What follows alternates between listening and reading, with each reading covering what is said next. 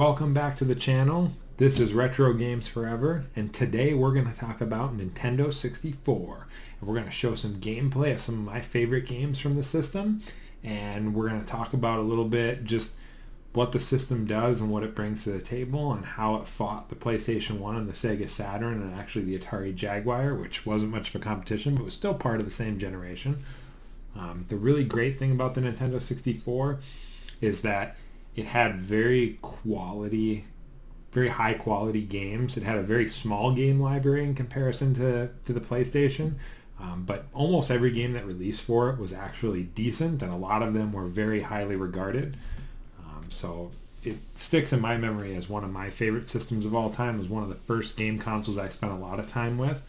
It's also the first game console that I played a multiplayer first-person shooter on, which I think a lot of people could agree with GoldenEye, coming out in 1997. This gave the opportunity for a lot of people to experience a first-person shooter multiplayer split screen, which kind of set the bar for future games such as Halo 2, Unreal Tournament on console and stuff like that. I know PC people have probably played Quake and Doom and stuff like that, but this was really the first time a console first-person shooter had a huge release, so that was a pretty big deal. We're just going to show gameplay of some of my top games here. We're not going to talk over it, just going to show the game with that game audio, and I hope you guys enjoy it. Let me know if there's anything else you want me to cover Nintendo 64 wise, and subscribe to the channel. See you guys later.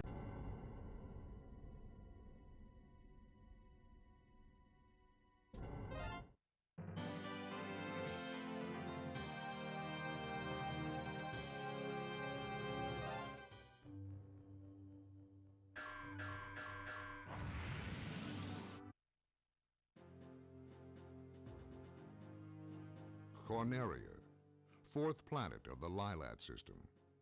The evil Andros turned this once...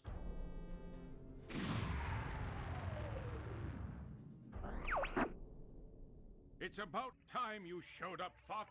You're the only hope for our world. Good luck.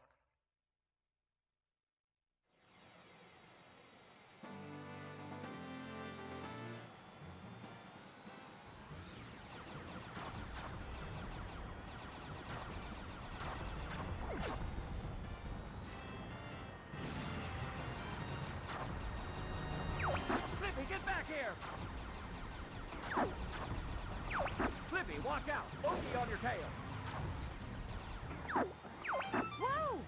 Help me! Thanks, Fox. I thought they had me.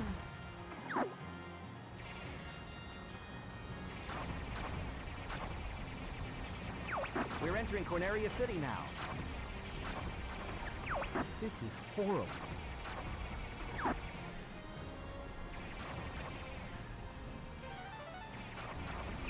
Everybody stay alert!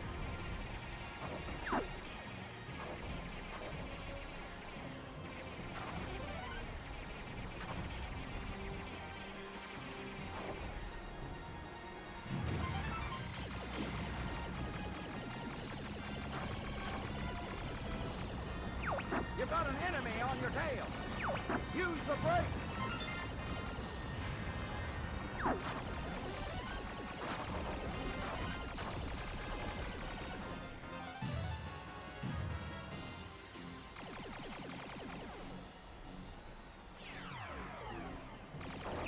Hey, I'll take this one. Get the one behind me. Something's wrong with the G diffuser. Use the booster cake! I could use some help here, Fox. Oh man, I'm gonna have to back off. Do a barrel roll.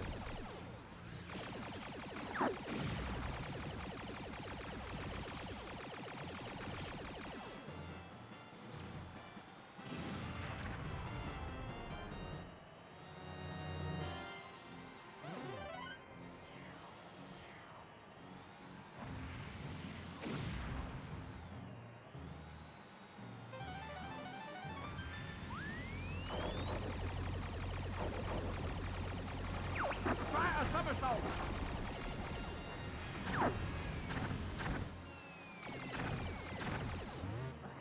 Enemy robot, dead ahead. All range mode.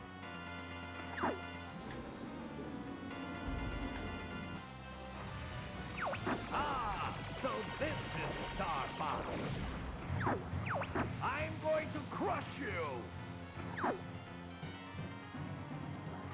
Enemy shield analyzed. No. Those who cross Andros will die.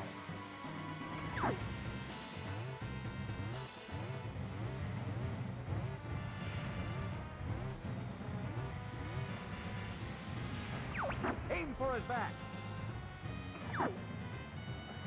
Try a U-turn.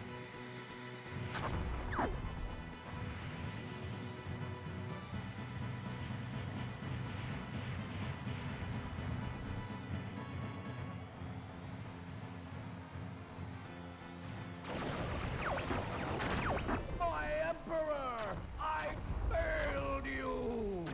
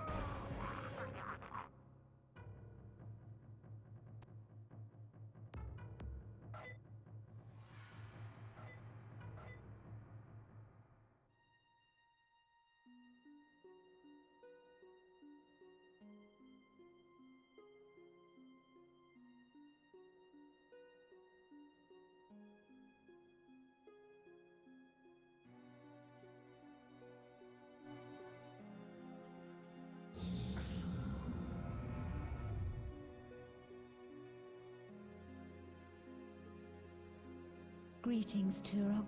I am Adon. The elders of the Lost Land, known as the Lazarus Concordance, have charged me with the task of guiding you on your quest to stop the Primogen. The Primogen seeks to destroy the 5 energy totems that keep him imprisoned within the wreckage of his lightship. If he succeeds in destroying all 5 energy totems, he will be freed, and the blast wave of temporal energy unleashed will destroy your universe. You must stop the Primogen, Turok. Protect the energy totems at all costs. You will also be given additional mission objectives as you venture deeper into each of the worlds that you must explore. The Port of Adia. This once peaceful coastal village has been utterly destroyed by the Dinosaur army under the Primogen's command.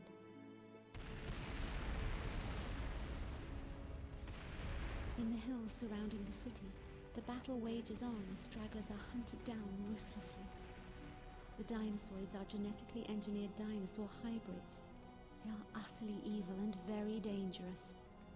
Though they do the Primogen's bidding, the Dinosaurs have a more sinister and personal agenda of their own, to see humankind wiped from the face of the earth. Your mission objectives are as follows. Activate 3 distress beacons. Rescue 4 children. Activate the warp portals. Locate the energy totem and defend it at all costs.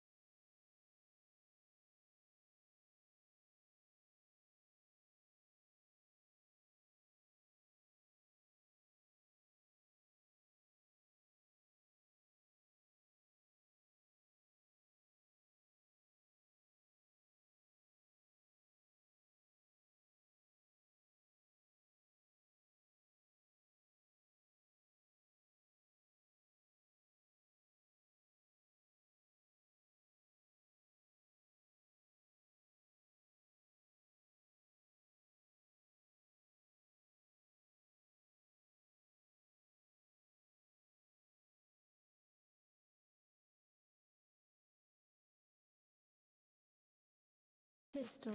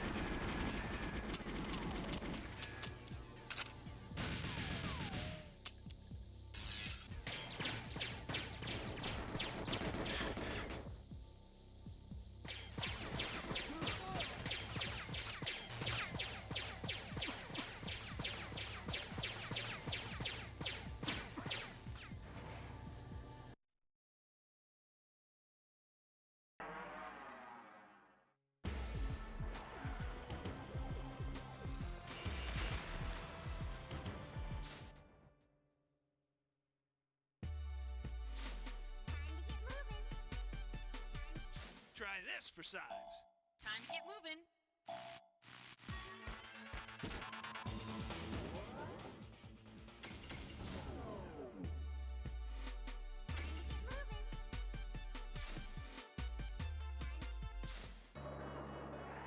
Time to get moving.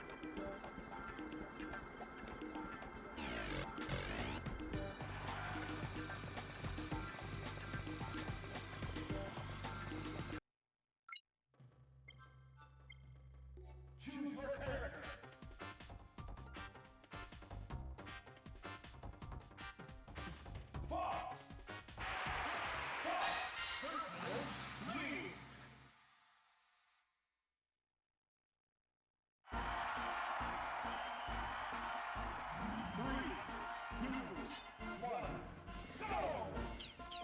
Good luck.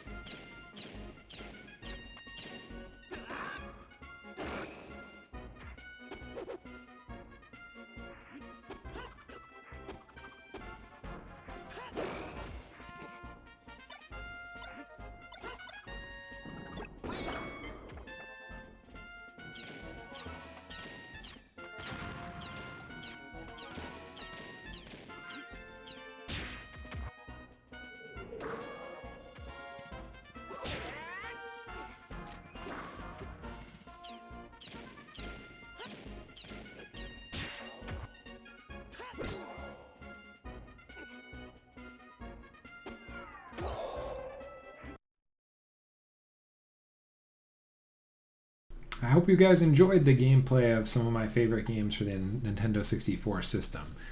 Here we're just going to talk about some of the technology behind the system and where it actually originated from. The Nintendo 64 originally was based off of a workstation by SGI Industries. It was Silicon Graphics Incorporated. They were a giant manufacturer of workstations for special effects for Hollywood movies and for different kind of real-time CGI animation stuff. And their Onyx system was actually the basis for the development kit for the Nintendo 64. So bringing out a huge workstation computer into this small form factor console that could launch for the price that the Nintendo 64 did, which I believe was $199 on release, was a pretty big feat for Nintendo. It looks like... So they sold out right away. Yeah, console ultimately launched for $199.99 US to make competitive with Sony and Sega's offering. Yeah, so that's pretty impressive for the technology they brought into the system to launch for $199. And definitely say what you want about frame rate and some of the jokes that come along with the Nintendo 64, but the graphics themselves on a lot of the games were superior to the PlayStation and the Saturn because of the technology inside the system and how the graphics processing unit was developed, and the fact that it could map triangles and polygons a different way than the PlayStation and Saturn could, and it could actually implement hardware anti-aliasing, which was a big feature, especially the expansion pack allowing 640 by 480 resolutions in some games, especially toward the end of the lifespan of the system. There was a whole bunch of reasons really why the system was capable of running the games, especially close to release, that looked really, really good, like especially Turok, a pretty complicated game. Super Mario 64, of course, the launch title for the system, had some pretty big worlds and very colorful and good animations, and so it was a pretty impressive system. And as you saw in some of the gameplay there, I tried to show off every aspect of the system. I started off with Star Fox 64, which is definitely a pretty robust flying game with a lot of stuff going on. The frame rate does keep up reasonably well. Then I showed Mortal Kombat Trilogy, which is going to be a port of the arcade Mortal Kombat game, which is just a 2D fighting game, so the system has no problem running it. But it is one of the best versions of the game. I think it's near arcade perfect. I think the controls work really well and they respond really well. I think the amount of fighters on the game make it probably my favorite Mortal Kombat game ever. And then we showed off some GoldenEye, which is going to be the staple shooting game on the system, along with Perfect Dark.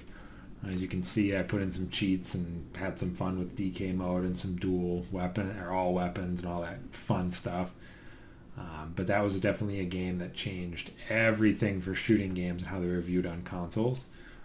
And then we took a look at Blast Cores, which I didn't get a whole lot of footage of this because my save game for this didn't have the levels I thought it did and didn't have the view, so it kind of was a little goofy. But really the point of that game was just to destroy stuff, and you get scored on that, and you have to destroy stuff in a certain path to allow your missile to get there without hitting anything. And it's a Rare developed game, very early in the lifespan of the system, but one of the best, most fun pick up and play games, I think, on the Nintendo 64. Then we took a look at Banjo-Kazooie, which is again a very kid-friendly but very over-the-top, colorful platforming game. The graphics still look great today, to be honest. I still think it looks awesome. The sequel, Banjo-Tooie, came out a year later, kind of just built on the basis of Banjo-Kazooie. Then we took a look at Super Smash Brothers, which is a staple game for the system. Actually one of the harder ones to emulate, so it definitely pushed the system to the next extreme. And some of the levels, some of the effects, some of the amount of characters on screen. But yeah, I hope you enjoyed. Oh, I almost forgot. Turok 2 is featured in there as well. So Turok 2 is interesting because it runs at an extremely poor frame rate, especially in the high resolution 640 by 480 resolution mode.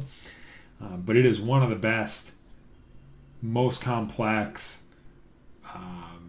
in-depth. It's got a full campaign story with multiple levels. It's got full multiplayer suite with split screen character selection, map selection, just all kinds of stuff going on there. It's got all kinds of weapons. It's really a legendary game. It's actually been released recently for PC, Switch, Xbox One, pretty much everything. Night Dive Studios redid it. It's really good. But that tends to be one of my favorite games for the system to play. Definitely the remake plays a lot better. The original version just runs at such a poor frame rate. In some of the levels, it's almost unplayable. You're in the single-digit frame rate when you start shooting. But that's one of the downfalls of the system. They really prioritize graphics over frame rate, and it doesn't hold up super well. But I remember at the time I didn't care that much. But let me know what you think in the comments, and we'll continue pumping the videos out and subscribe to the channel. Thanks. Bye.